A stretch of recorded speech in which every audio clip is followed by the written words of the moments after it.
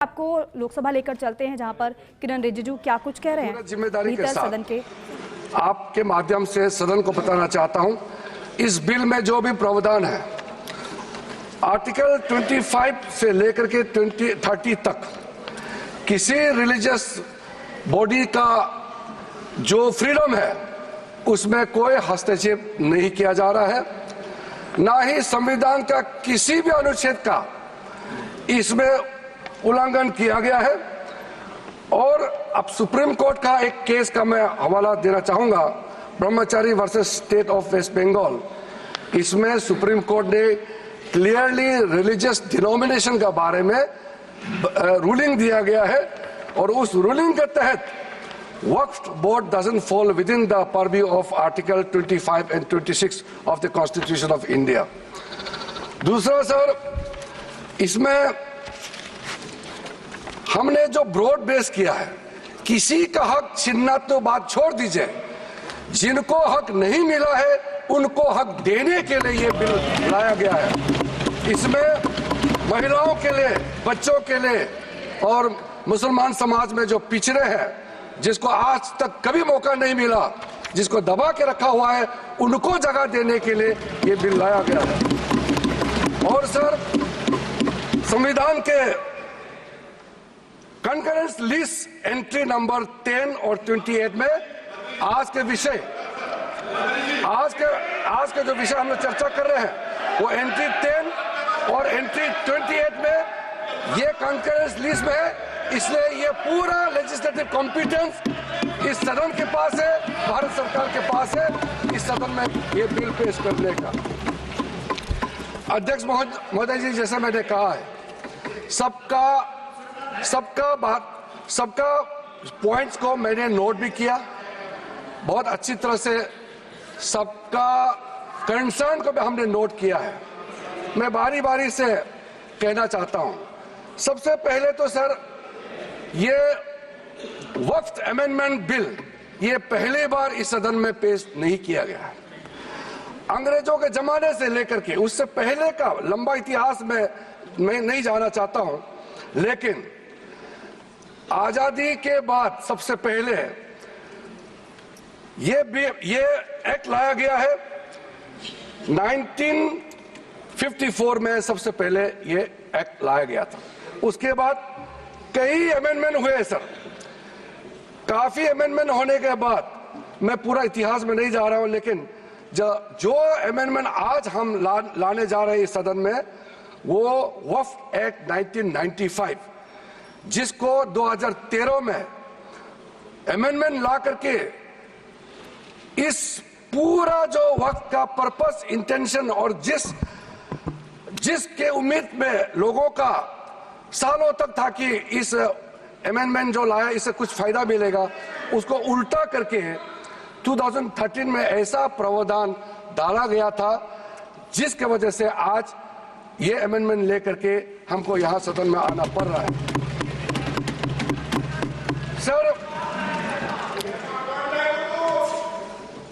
1995 का वक्फ amendment act में जो भी प्रावधान लाया गया था, उसको कई लोगों ने अलग अलग तरीके से उसका असेसमेंट किया, उसको देखा है कि वाकई 1995 का वक्फ अमेंडमेंट बिल क्या ठीक है, काफी है, जिस पर्पस के लाया गया वो सर्व कर रहे हैं। कई कमेटियां, कई लोगों ने इसका पूरा एनालिसिस किया है सर, मैं उसका आपके सामने में अभी रखूंगा, लेकिन ये पाया गया है कि 1995 का वक्फ अमेंडमेंट एक्ट ये बिल्कुल असक्षम रहा है और जिस पर्पस के लिए एक्ट लाया गया है वो पर्पस सर्व नहीं हो रहे थे और कई गलतियां, कई खामियां इसमें पाया गया है। उसके लिए कुछ कदम उठाया गया है। मैं आज इस सदन में आपके माध्यम से खास करके कांग्रेस पार्टी को कहना चाहता हूं, ये अमेंडमेंट आज सरकार इस सदन में ला रहे हैं, ये एक तरीके से आप लोगों ने जो भी कदम उठाया है, आप लोगों ने जो भी चाहा है, वो आप नहीं कर पाया, वही चीज करने के लिए हम आज ये अमेंडमेंट प्रपोज किया गया है। अब जब मैं इसका विवरण दूंगा तो आप बिल्कुल सहमत होगा मैं जो आपके सामने में बात रख रहा हूं। और दूसरी बात, इसमें हम लोग सब चुने हुए प्रतिनिधि हैं। मैं अपना बात तर्क रखने से पहले ही बताना चाहता हूं, इस बिल का समर्थन कीजिए, करोड़ों लोगों का दुआ मिलेगा। अगर आप विरोध करोगे, चंद लोगों ने पूरा वक्फ बोर्ड को कब्जा करके रखा हुआ है और आम मुसलमान लोगों को जो न्याय इंसाफ नहीं मिला उसको सही करने के लिए ये बिल लाया गया है। इतिहास में दर्ज होगा कि ये बिल को कौन कौन समर्थन किया है और किसने विरोध किया है, ये इतिहास में नाम दर्ज होगा। इसलिए इस बिल का विरोध करने से पहले आप सोचिएगा करोड़ों गरीब महिलाओं का, बच्चों का, गरीब मुसलमानों का। सर, सबसे पहले मैं सर जो खामियां ये 2014 से लेकर के आज तक ये 1995 अमेंडमेंट एक्ट के बारे में मैं सिर्फ नहीं कह रहा हूं, हमसे पहले कांग्रेस के जमाने में भी कई यहाँ इस मुद्दे को लेकर के कमेटियां और अलग अलग जगह में इसका विवरण किया गया है। सबसे पहले सर 1976 में वक्फ इंक्वायरी रिपोर्ट पेश किया गया था और 1976 वक्फ इंक्वायरी रिपोर्ट में जो बड़ा रिकमेंडेशन आया है मैं आपके सामने में पढ़ के सुनाना चाहता हूं। 1976 वक्फ इंक्वायरी रिपोर्ट में कहा गया है सारा वक्फ बोर्ड्स जो है मुतवालिस के कब्जे में चले गए हैं, उसको डिसिप्लिन करने के लिए प्रॉपर कदम उठाया जाना चाहिए। 1976 वक्फ इंक्वायरी रिपोर्ट का दूसरा रिकमेंडेशन है लिटिगेशंस और केसेस जो आपस में मतभेद इतना ज्यादा है उसको सरल करने के लिए ट्राइब्यूनल सिस्टम को गठन होना चाहिए, उस समय का रिकमेंडेशन था। फिर उसने तीसरे पॉइंट ये कहा कि ऑडिट और अकाउंट्स, वक्फ बोर्ड में ऑडिट और अकाउंट्स का तरीका प्रॉपर नहीं है, उसका पूरा प्रबंधन होना चाहिए, ये उस समय का रिपोर्ट में कहा गया है।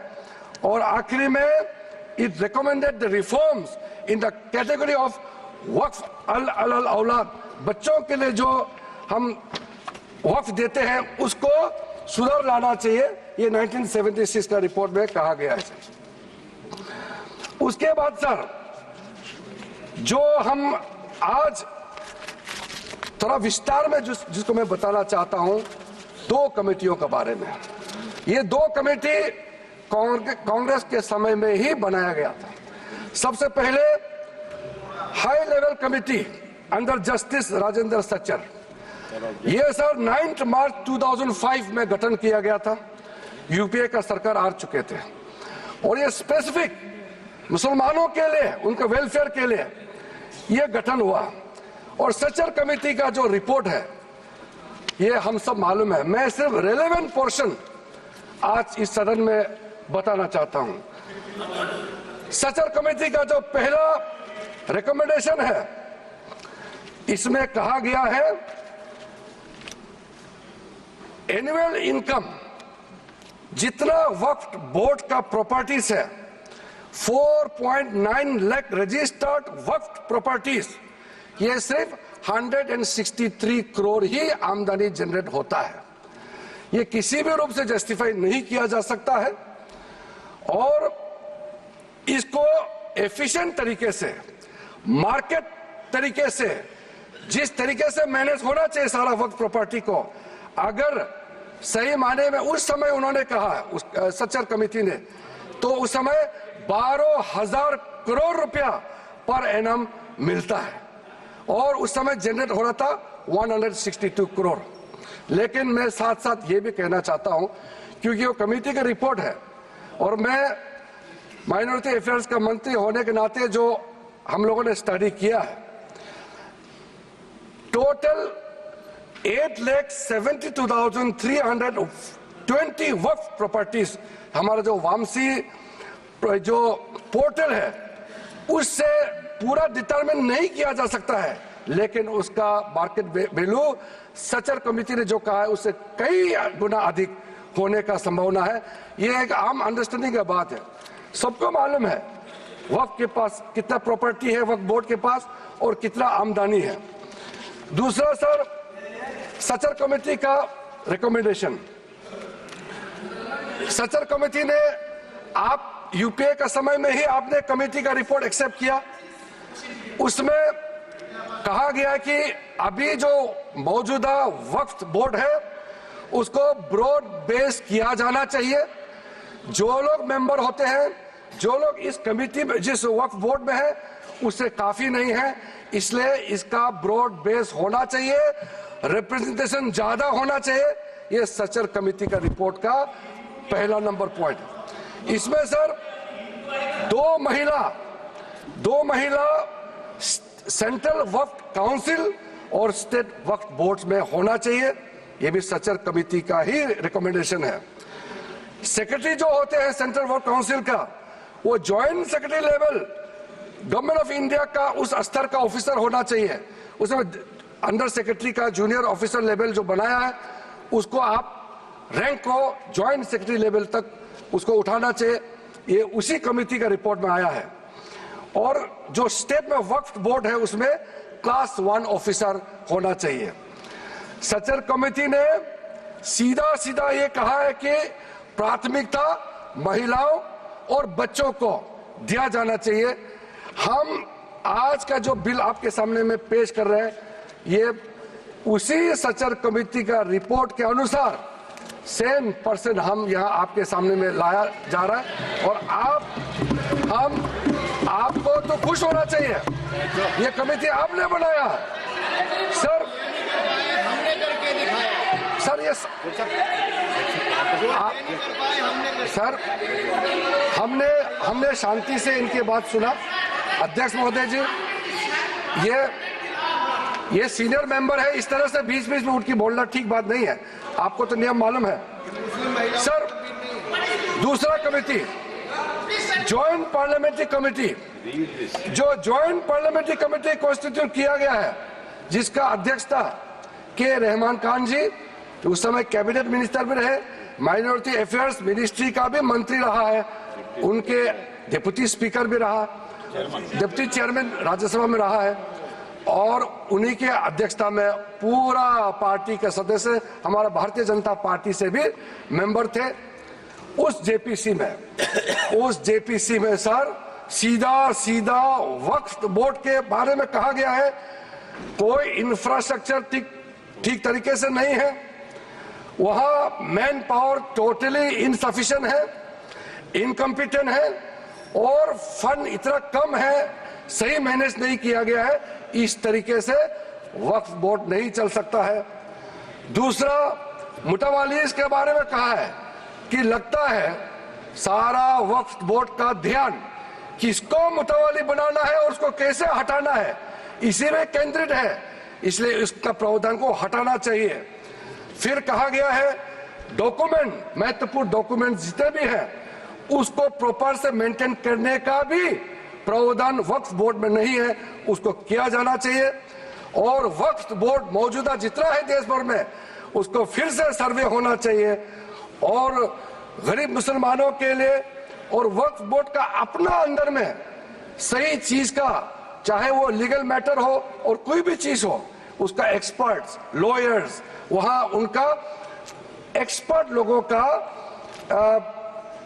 और भी लोगों को अंदर लाने का जरूरत है ताकि वो ज्यादा चुरुस्त दुरुस्त हो सके। जॉइंट पार्लियामेंट्री कमेटी का और सजेशन है टोटल वक्फ बोर्ड को कंप्यूटराइजेशन करना चाहिए, डेटाबेस को सेंट्रलाइज करना चाहिए और म्यूटेशन रेवेन्यू रिकॉर्ड में होना चाहिए जितना भी वक्फ बोर्ड का प्रॉपर्टी है। ये सचर कमेटी ने और ये जॉइंट पार्लियामेंट्री कमेटी ने रिकमेंड किया। और सर आप सबको भी एक बार वो कमेटी का रिपोर्ट मैं आपको ही दे देता हूं ताकि आप भी पढ़े फिर से। और सर टोटल जो 1995 वक्फ एक्ट को फिर से मजबूती से रीलुक करना चाहिए, ये ज्वाइंट पार्लियामेंट्री कमेटी का ही रिपोर्ट है। और एक आपने अपॉइंट किया, अब देखिए ज्वाइंट पार्लियामेंट्री कमेटी का मेंबर, आपको मैं मेंबर का नाम भी दे देता हूं, चेयरमैन का तो नाम मैंने बता दिया, आपका वरिष्ठ नेता थे, आपने अपॉइंट किया, ये सारा रिकमेंडेशन आज आप तो हमको शाबाशी देना चाहिए, जो आप नहीं कर पाया वो हम ला रहे हैं सदन में, सारा का सारे प्रॉब्लम्स, सारा का सारा सजेशन ये उस समय सबको मालूम कर चुके हैं। इसलिए सर राहुल जी कन्विंस हो गए, ये मनी मन में सब कन्विंस है, ये राजनीतिक दबाव में अपोज कर रहे हैं, अंदर अंदर सब लोग समर्थन दे रहे हैं, ये मुझे मालूम है अध्यक्ष महोदय जी। सर राहुल गांधी सहमत होकर जा रहे हैं। राहुल गांधी जी तो अभी बाहर निकले, लेकिन सहमत देकर के कह रहा है कि हम जो कह रहे हैं सही कह रहे हैं। सर मैं इसी बीच कुछ इंडिविजुअल केसेस और कंसल्टेशन जो हम आज बिल लाया है, कुछ सदस्यों ने कहा है कि और कंसल्टेशन होना चाहिए था। आपको मैं दावे के साथ बताना चाहता हूं, जितना कंसल्टेशन प्रोसेस पिछले 10 सालों में किया गया है, आज तो किसी सरकार ने इतना स्टेक होल्डर से कंसल्टेशन प्रोसेस नहीं किया है। मैं आपको बताऊंगा अभी, आप सिर्फ शांति से सुनिए सर। मैं फिर से कहता हूं, जो संविधान का हवाला दे करके बिल का जो पर्पस को, मंशा को गलत धारणा दे करके मिसलीड करना चाहता है, मैं फिर से कहना चाहता हूं सर, अगर कोई भी बोर्ड हो या कोई भी इंडिविजुअल हो, अगर कुछ काम ऐसा करता है जिसको कोर्ट में रिव्यू करना है, तो इसमें सर गलत बात क्या है? अगर ट्राइब्यूनल का फैसला गलत है, अगर उसमें कोर्ट में अपील करने का प्रावधान देते हैं, उसमें गैर संवैधानिक कैसे हो गया ये बताइए आप अगर तर्क रखते हैं तो आप उसका जस्टिफिकेशन भी देना पड़ेगा सर। अगर सर ऐसे केसेस में अभी बताने वाला हूं कि कितने सालों तक वक्फ बोर्ड में बैठे वाले लोग आपस में तालमेल करके और ट्राइब्यूनल में मैटर दे देते हैं, और ट्राइब्यूनल अपने तरीके से या पेंडिंग रख देते हैं या दूसरे तरीके से फैसला देते हैं। इसका चैलेंज आप किसी अदालत में नहीं कर सकते हैं सर। लोकतंत्र में, भारत जैसा महान देश में क्या ऐसा व्यवस्था इतने सालों तक चलना चाहिए सर? वो गुमराह करे, वो ऐसा तरीका बनाया इन्होंने कि ट्राइब्यूनल सर ये इस तरह से आप लोग बात करके मेरा आवाज नहीं दबा सकते हैं। सच्चाई सुनना पड़ेगा आपको, क्योंकि सर तरीका ऐसा बनाया कि ट्राइब्यूनल का जजमेंट का रिव्यू नहीं हो सकता है। कितने कोर्ट में पेंडिंग है मैं अभी बताऊंगा सर। दूसरा इन्होंने संविधान का हवाला दिया सर, इन्होंने संविधान का बार-बार हवाला दिया। हमारा देश के अंदर में कोई भी कानून, कोई भी स्पेशल लॉ सुपर लॉ नहीं हो सकते हैं, संविधान से ऊपर कोई कानून नहीं हो सकते हैं। लेकिन आप सर इसमें प्रावधान देखिए, इस 1995 का वक्फ एक्ट में ऐसा प्रावधान है जिसका बाकी कानून के ऊपर में ओवरराइडिंग इफेक्ट था सर। क्या ऐसे कानून हमारे देश में होना चाहिए सर? जो मैं यूएई के बारे में बताना चाहता हूं, जब हमारा देश का विभाजन हुआ, यहां से जितना मुसलमान पाकिस्तान गए उनका भी प्रॉपर्टी था, और पाकिस्तान से जितना हिंदू भारत में आए उनका भी प्रॉपर्टी काफी वहां थे। पाकिस्तान में जितना भी हिंदुओं का प्रॉपर्टी है वो तो सरकार ने ले लिया, और बाकी जो भी करना था कर लिया। यहां से जो मुसलमान गए उसमें ज्यादातर लोगों ने अपना प्रॉपर्टी को वक्फ के तहत डिक्लेयर करके गए। और सर ऐसा कई केसेस है, मैं अभी बहुत लंबा इसमें नहीं जाना चाहता हूँ, ये फैक्चुअल चीज है सर। मैं ये कहना चाहता हूँ कि ठीक है, आपका जमीन है, आप किसी को क्या करना चाहता है मैं उसको नहीं कह रहा हूँ। मैं इसी बात को कहना चाह रहा हूँ कि अगर किसी ने अपना विल, अपना डीड दिया है, अपना जो मनसा को साफ किया है, अगर उसका लाभ मुसलमान महिला या मुसलमान बच्चे को अगर लाभ नहीं मिलता है तो क्या सरकार चुपचाप बैठना चाहिए सर?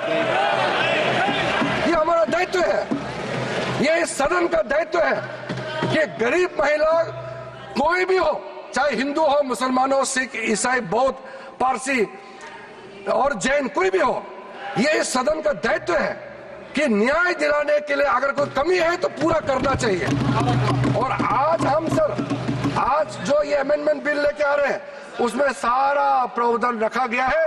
उसमें एक मैटर में बोलना चाहता हूं, लॉ ऑफ लिमिटेशन में क्या कहते हैं सर, इसमें ऐसा प्रावधान था जिसको हम हटा रहे हैं आज के इस अमेंडमेंट के जरिए।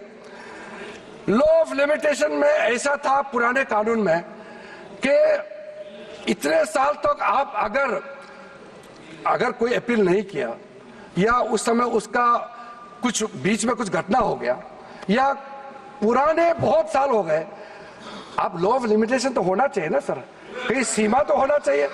लेकिन इन्होंने ऐसा किया कि मान लो कोई खड़ा होकर कहेगा कि 500 साल पहले मेरा बाप दादा का इस जगह में कोई कार्यक्रम चलता था, नमाज पढ़ा था या किसी ने कुछ किया है, सिर्फ एक बात बताने पर पूरा वो जगह को वक्फ प्रॉपर्टी डिक्लेयर किया जाता था। ऐसा नहीं कर सकते।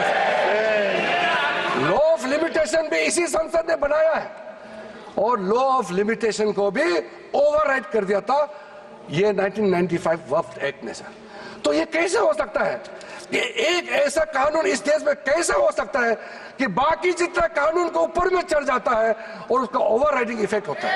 ऐसा हो नहीं सकता। हम कैसे एक्सेप्ट किया है इतने सालों तक? तो ये सर एक अच्छा समय है जो गलती किया है। ठीक है, इंसान से गलती हो जाते हैं और पार्टियों ने भी गलती किया होगा, कांग्रेस पार्टी ने, बाकी पार्टी ने। आज सुधरने का समय है तो हम सुधर रहे हैं। गलतियां हुई हैं लेकिन जो सुधरते समय कम से कम आप विरोध ना करें सर। और सर सेक्शन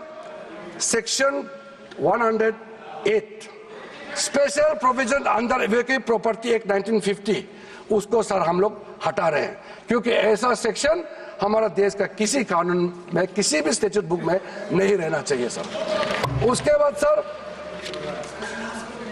उसके बाद मैं कुछ ऐसा इश्यूज पे जाना चाहता हूं जिससे हमारे सारे सदन को सुन करके उनको कन्विंस होगा सर। आप सर इनको तो चुप करें, बीच बीच में इस तरह का कहना, सीनियर मेंबर है सर। अब हम सर बड़ा विषय पे जाना चाहता हूं सर। ये हमने जो कंसल्टेशन का प्रोसेस किया है, मैं पुराने दिनों के बारे में नहीं कह रहा हूं, 2014 के बाद कितने लोगों से, हजारों लाखों लोगों से, या तो आप मंत्रालय के ओर से जाके उनके साथ कंसल्टेशन किया या वो रिप्रेजेंटेशन लेकर के